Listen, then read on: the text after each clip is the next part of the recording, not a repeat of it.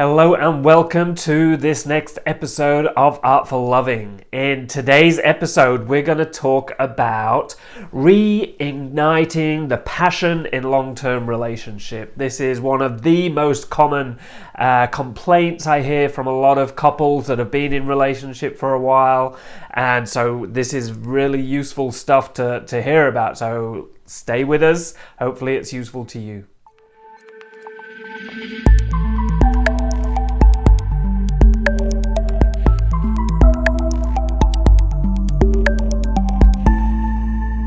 Hi, I'm Nick Tovey, relationships and intimacy counselor and coach and author of the book The Revolutionary Man.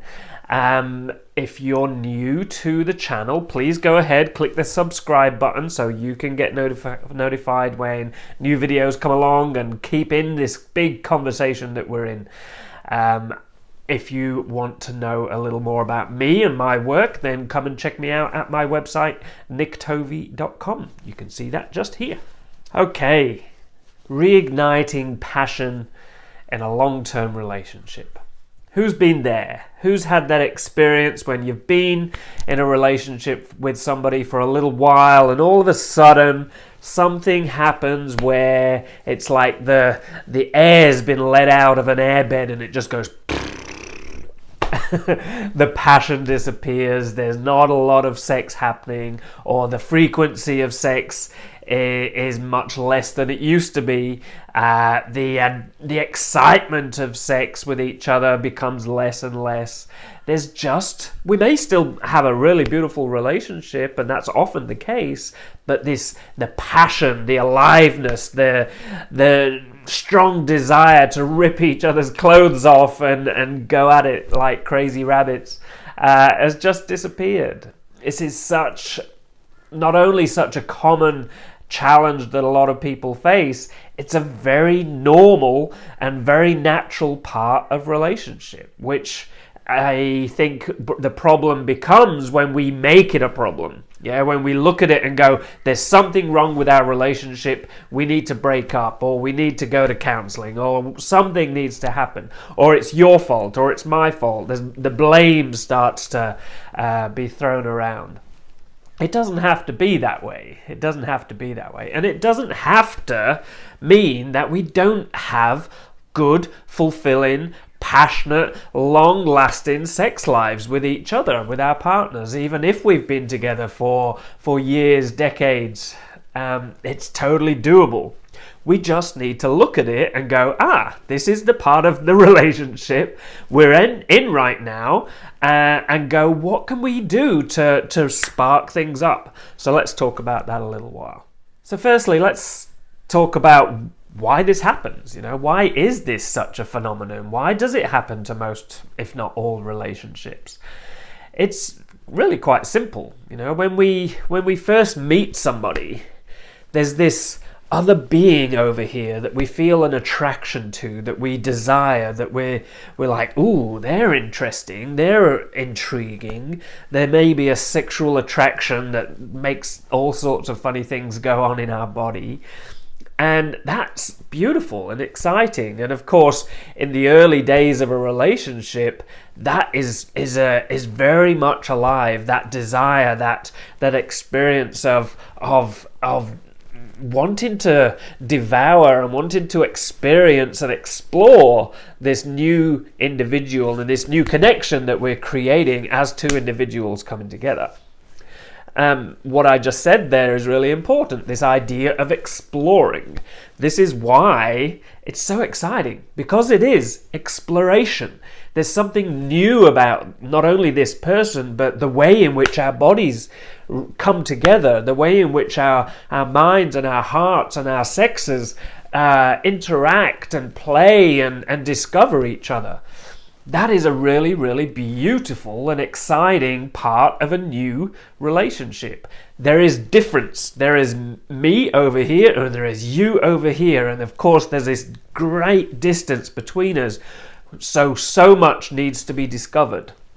So much is new and novel and interesting and alluring and mysterious. Yeah, there are these beautiful things that we feel with another person, and of course we continue to feel for a while in our relationship until we get to a point where all of that newness, all of that novelty, all of that mystery kind of disappears because we know each other, because we've been together, because that distance that we've had between each other has reduced and reduced and reduced until we're so enmeshed in each other's life. We eat together, we sleep together, we maybe go to the bathroom together, maybe we're seeing each other in all of our experiences of general life, and we get to know each other really, really well. It's a beautiful thing, and definitely makes for really good functional relationship. But unfortunately, that singularity that gets created as we come closer and closer together, as that distance between us disappears and we become a unit, all of that newness and novelty and excitement goes away, and therefore the sexual passion, the desire, the aliveness is reduced. Yeah, it's a very, very, like I said, a very natural and a very normal part of being in a long-term relationship.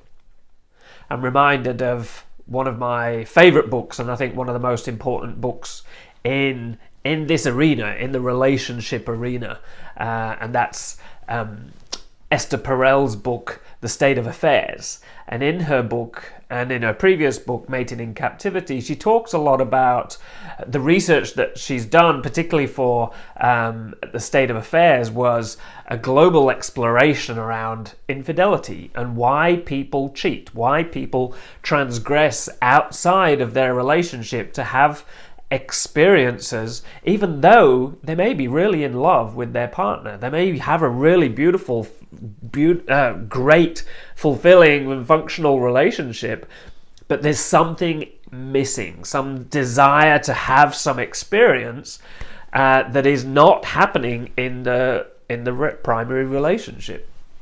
And this is what I was just talking about, yeah, this experience of novelty, something new, yeah, there's something novel and unknown in this other person. There's a mystery, yeah, so there's this experience of wanting to discover, which makes us feel alive. There's also a sense of danger, a sense of risk in transgressing outside of the relationship. We could get caught. This is wrong. And of course, those things, guess what? They're exciting. Yeah, they're exciting. They help us feel alive. So these are often the experiences that we have in early relationship, and that we try to recreate by transgressing outside of a relationship. So I guess what we want to try and do is reduce our need for infidelity, for transgression outside of a relationship, because of course that hurts, yeah, and it causes all sorts of pain and suffering and disruption to relationship and connection.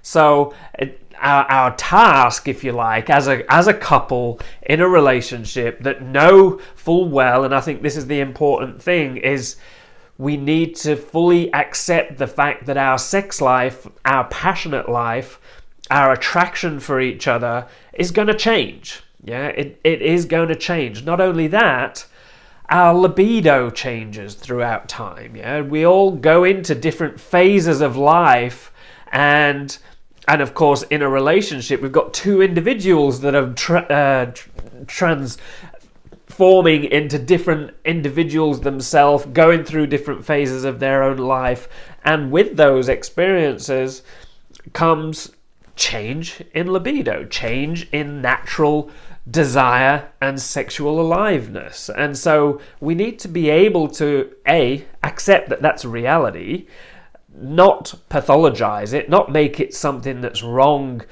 and ultimately leading to a breakdown of relationship, and then look at from that place of acceptance, from that place of not non-pathologizing, and then from the place of collaboration, how can we come together to do things that create a sense of aliveness, that give us those experiences of novelty, of newness, maybe of danger, and a sense of risk. Yeah, all of these things we can have in a relationship if we've been together for a long time. We just need to be a little creative. We need to intentionally orchestrate opportunities to have those experiences that feel new and alive and potentially risky. Yeah, so let's talk about how we can possibly do that. Now, I want to say on the outset here that everyone's different. Every relationship is therefore different. So I'm not going to give answers that fit every scenario, every relationship, and every individual. But what I will do is give some ideas and a variety of ideas that you could potentially trial out and see if it works. And also, I think the important thing is to give you some inspiration and to spark some creativity in your mind for you to then go away with and go, what could I do? How could I inject some creativity into my relationship? What could I do to start to create a sense of newness? Yeah, and then come to the point of having a conversation with your partner, with your beloved, and saying, hey, what about this? What about that? Yeah, well, could we try these things? It's important that, I'm not going to give you all the answers here, but what I want to do and what I aim to do is really give you inspiration, give you some ideas that you can then start to work with in your own relationship. I just want to address one of the potential challenges that a lot of people come up to with this. When we sometimes get into this rut that can happen in a relationship where the passion's a little bit it's not alive, we're finding it difficult to engage sexually with each other, we may be having really infrequent sex and intimacy connections, it can become really difficult for some of us to get the engine roaring, to put the foot on the gas and make a move towards creating connection, to creating something new, because we've just fallen into a bad habit. Maybe we're just really afraid of being rejected. We may have tried several times and our partner's just not been ready for it or not been receptive, and so we don't want to just be rejected another time. And that, of course, can feel really unpleasant. So it's important to recognize this and go, how can I just put my foot on the gas a little more and just give myself an opportunity to just step forward, step towards, and this is where it is risky. Yeah, it is risky. We could step towards our partner and they're not going to be receptive. They don't want to engage. That's the risk that we have to take. But I think it's important to weigh that up with the risk of remaining in an unfulfilling status quo. Yeah, is that worth just being in? Is it worth just settling for something that doesn't really work for us, that doesn't really light us up and isn't very fulfilling, and definitely probably doesn't lead to happiness in a relationship? Yeah, so we need to take a risk in order to create some shift, to create some change in our relationship. Of course, what we can also do is sort of try and leave it up to our partner to make the moves, to be the creative one, to be the instigator. And there's a lot of gender norms and old ideas of who should be the initiator, who should be the instigator, who should be the one moving forward.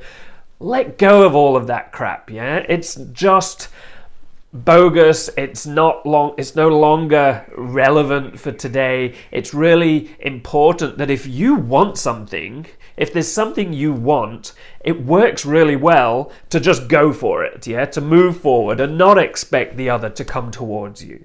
Sometimes, this is really important, if I want sex, if I want some level of intimacy with my partner. And if I'm just sitting there waiting for them to be the initiator, I'm kind of not very happy. I'm not fulfilled. And then I can start to resent them. And that's taking me further and further away from what it is I actually desire.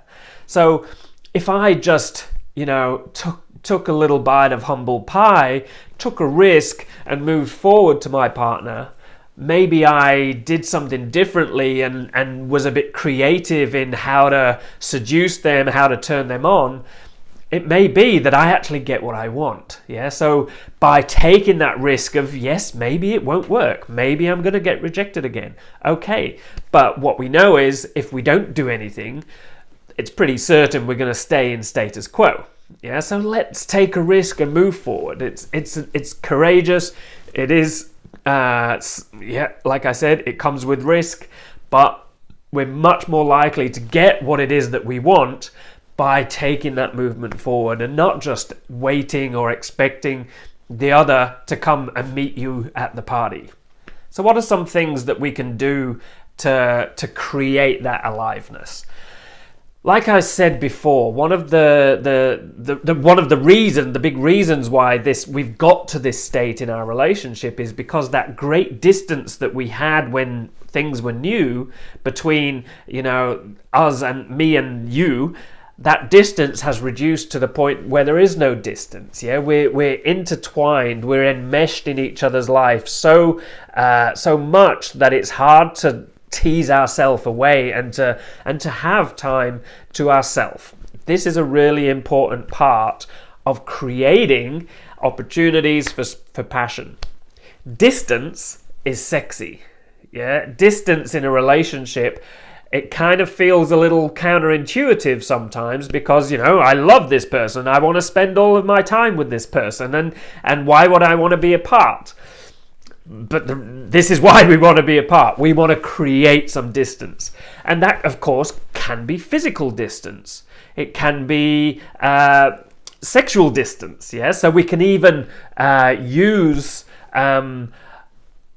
opportunities to anticipate intimacy, anticipate sexual connection. That can be a big turn on for some people, is using the tease, using that experience of creating an experience of anticipation for what could come. So it's like dangling the carrot and then pulling it away a little bit and just seeing how they move towards it and get all excited. So it can be physical distance. That may be one of you takes a trip away, goes and does something for yourself, goes and has a little holiday on your own to reinvigorate your relationship to you, which is of course a really, really important thing in a relationship. What that's also going to give us is an opportunity to miss each other, an opportunity to feel that distance and have the experience of going, ooh, I actually want them. I miss them.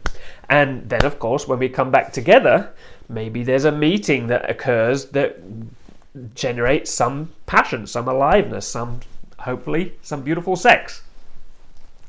Also, what can be useful, often in good functional relationships where there's a lot of love, there's a lot of affection, and you work really well together, but the sexual aliveness may have waned a little. There may be a lot of hugging, a lot of kissing, a lot of lounging around, sort of intertwined with each other on the couch while watching TV or Netflix.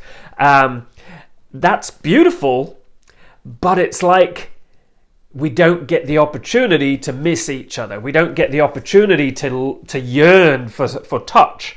If we're a touchy person, I am very much a touchy person, so is my partner Stephanie. So we know this can be a challenge for us. We're often lying all over each other on the couch. We hug in bed. We're very affectionate with each other. Sometimes it's actually quite exciting and frustrating, but this frustration is the purpose. Yeah, this is what creates the experience of yearning. Yeah, is to just have some time apart where it's like we intentionally do not hug. Yeah, we do not hug for 7 days or whatever it is. We're going to obviously live together. We're going to function together. We're going to do all of those things. But we are physically, our physical affection is restricted. Yeah, we're going to put a restriction on physical affection.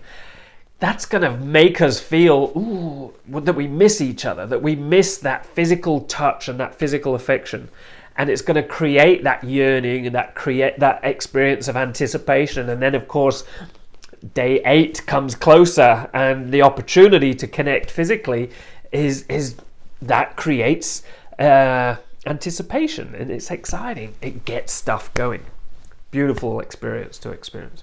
So how can we create distance? How can you create opportunities of distance in your relationship, whether it's physical, whether it's emotional, psychological distance, or whether it's just not being in the same bed together, whether one of you sleeps in the spare room for a little while so you can have that opportunity of coming back together. What else I mentioned earlier was the experience of newness, yeah? And then in the early parts of a relationship, it's all new. So how can we create something new? What are your fantasies that you haven't explored? Have you maybe wanted to try a little bit of kinky stuff or BDSM play?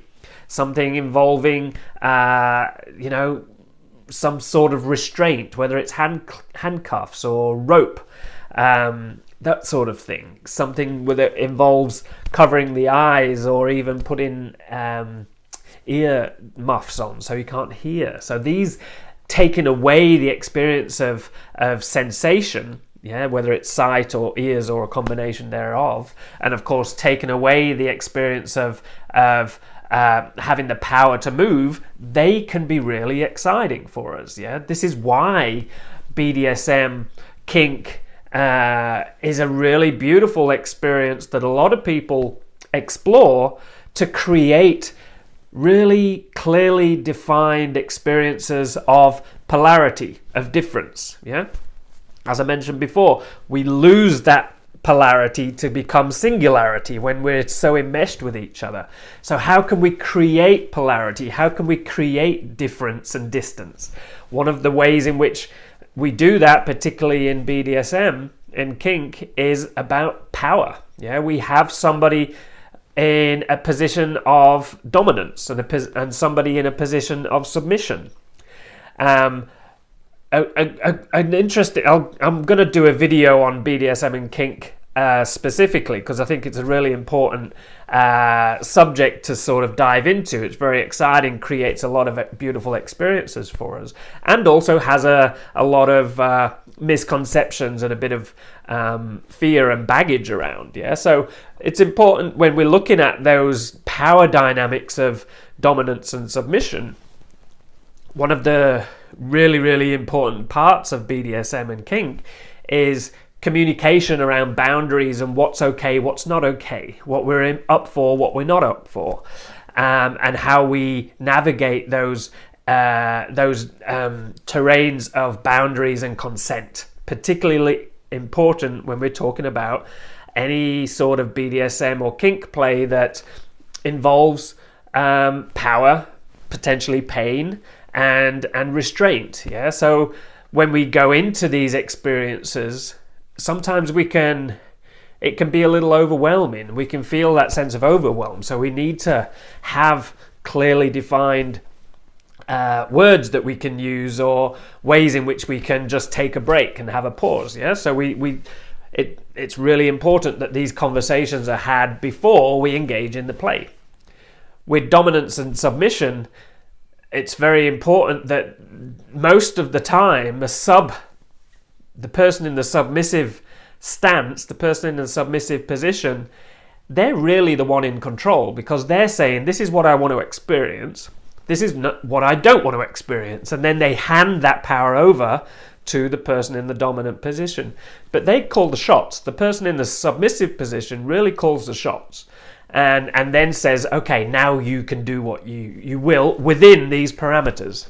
Yeah, so it is very much a place of submitting that power within parameters that I'm okay with. So there's a lot of misconception that being in a submissive stance is kind of being abused in some ways, yeah, and being in a dominant stance can be abusive. Not true, yeah, mostly not true. Of course, there are people in any walk of life that abuse power.